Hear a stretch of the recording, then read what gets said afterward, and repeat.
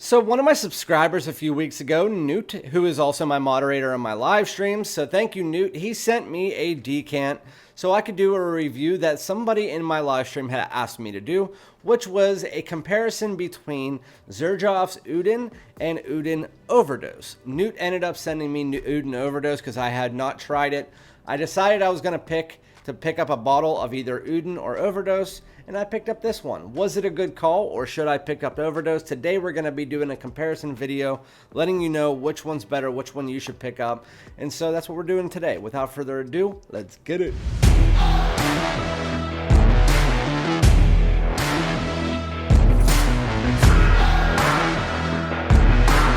Alright, my great smelling dudes, welcome back to my channel. My name is Randy, aka FragranceDoud. Thank you guys so much for joining me again. Remember to like, comment, subscribe, hit the bell so we can get straight into this comparison video. So if you didn't listen to my rant in the very beginning, thank you to Newt for sending me Xerjoff's UDEN Overdose so I didn't have to buy it. I didn't want to blind buy two Xerjoffs, especially one that's called UDEN and UDEN Overdose. In my head, I'm thinking UDEN Overdose is just a more intense version of UDEN. That's just what when I hear that, it's what I think. But when you read the notes, they're similar, but not exact. With that said, this one is the one I ended up picking up because I heard a lot about it. A lot of people said it smelled like Chanel Edition Blanche, which is kind of like that lemon cream pie with sandalwood, really nice fragrance. Does it smell like that? I'll also let you know that, and then this one I'll spray on my other hand. So UDEN Overdose is going on my left hand, and then UDEN is going on my right, even though I know exactly what it smells like. This is my first time actually smelling on my hand. I smelled UDEN Overdose one time on a strip, but I've never smelled it on my hand. So the Xerjoff UDEN, what is it? When you first spray it on, it is similar, not exactly, but similar to Chanel's Edition Blanche, which is comes in and it's a lot of lemon, and then some vanilla comes in, some musk, and it creates this lemon cream pie feeling. This one has a citrus medley mixed together with this cream pie vibe. It's not as much vanilla or as much musk as what you get in Chanel's Edition Blanche, but it's definitely there. It's a higher quality, less gourmand version of that, but it's definitely in the same grouping. So it has lemon, it has that vanilla, it has that cream pie feeling, a little bit less gourmand, and then you add in some more citruses. I think there's a little bit of mandarin orange and grapefruit in this as well, but it's very nice. As it starts to dry down, though, it's not what I expected, because I always thought that this was going to be like Chanel's Edition Blanche, probably from the opening, maybe in the dry down just a little bit different. But no, after about 20 to 30 minutes, this fragrance starts to dry down into more of a slightly warmer and spicy rum and coffee style fragrance. It's really interesting because it's not too much coffee, it's not too much rum. There's also some sandalwood that comes in here, a little bit of woodiness, and then some more musk. But as you get to the dry down, it's warmer, it's more spicy, and then you get this coffee rum blend that, again, is not like a full coffee fragrance or a full boozy fragrance. It's just, you can notice this slight coffee tinge and this slight rum tinge, and then that gets pulled up with the musk as you have that kind of citrus cream pie floating down underneath and mixing together with the musk, and it's just a warm, spicy, boozy coffee that has this cream pie underneath it. Very nice. I really love this fragrance. This is probably my favorite Xerjoff. It's very unique. There's nothing else that smells like it, especially after that first 15 to 20 minutes, when that Edition Blanche comparison really does go out the window and you get that booze and coffee that come in.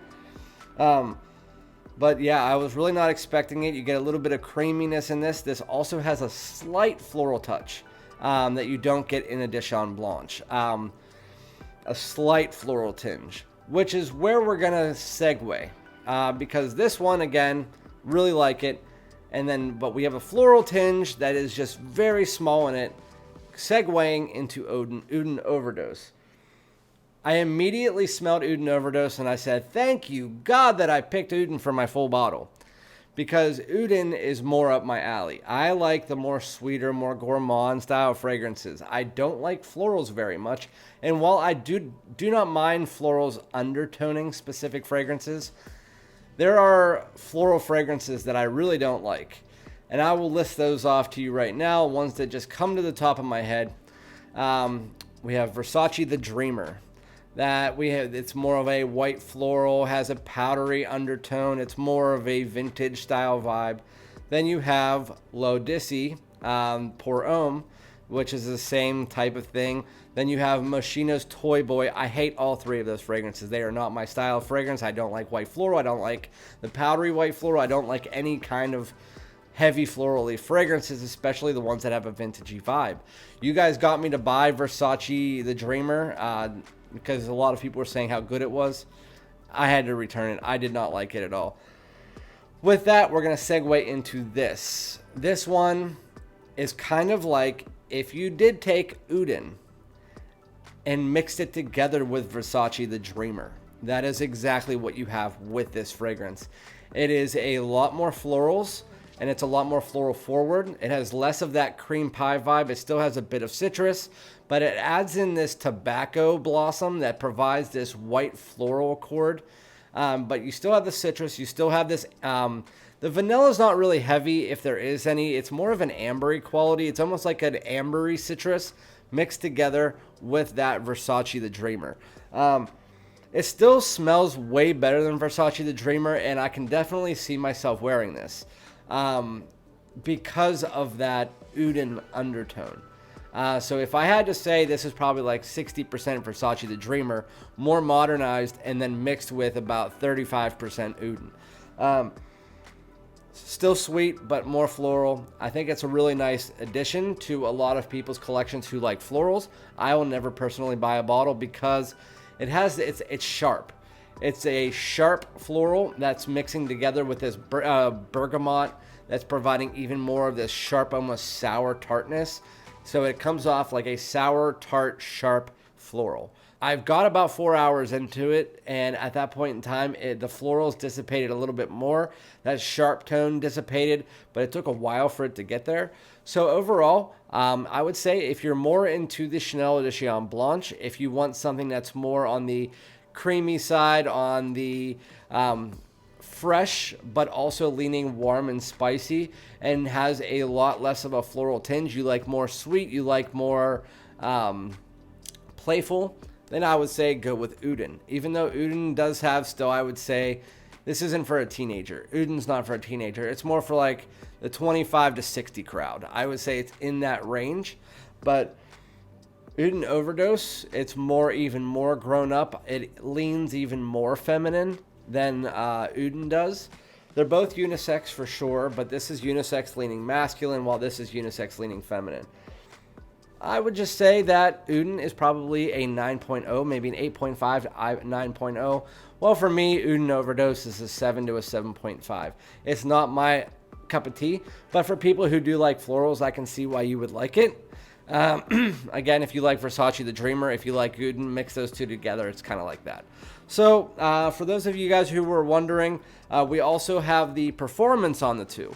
Again, I've only worn Uden Overdose for 4 hours, but at that point in time, it wasn't dropping off my skin or anything. It was at about moderate. It starts out above average with that really sharp tartness in your face, but then it comes down to more of a moderate scent for hours, like 1 through 4, and then it starts to go down, but at that point in time, I washed it off. So I would say that you at least get 4.5 hours of good projection out of it.